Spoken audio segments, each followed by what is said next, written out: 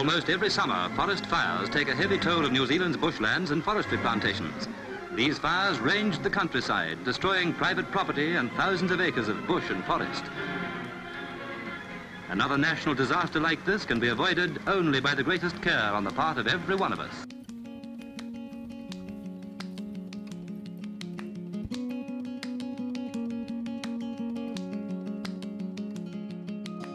My name's Cameron Nafisi. I'm a second-year doctoral student at the University of Colorado in the biogeography lab. What we're looking at are fires that have occurred over the past 100 to maybe 200 or 250 years.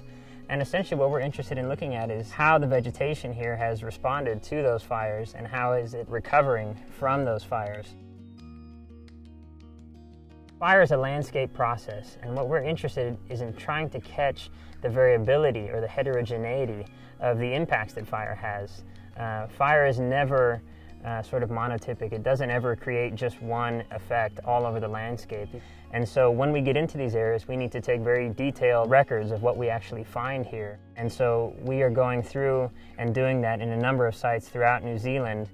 Caprasma 2.7, Conica 12.0, Caprasma 2.1, another Conica 24.4.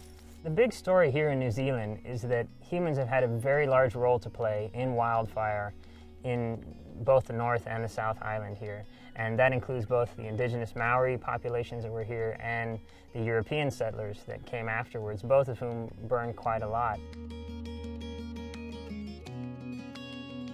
So a big part of my research here is studying the vegetation structure, the size distribution and height distribution, foliage distribution of the live trees. But along with that, we're collecting tree cores where we can look at the tree rings and find out the ages of the trees. When you drive around or look around the landscape, you can obviously see very strong effects of fire. I mean, is New Zealand becoming more flammable? And if with a warmer climate, do we suspect to see more fire? And I think it's useful to have that history of what really happened. I think we add a little part to that history.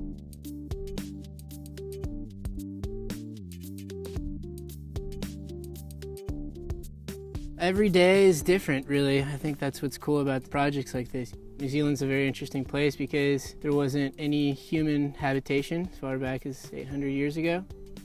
It's believed that the whole island was essentially covered in forest, and what you see now is a very disturbed, patchy network of ecosystems, and so it's kind of an interesting place. Our difficult sites are steep.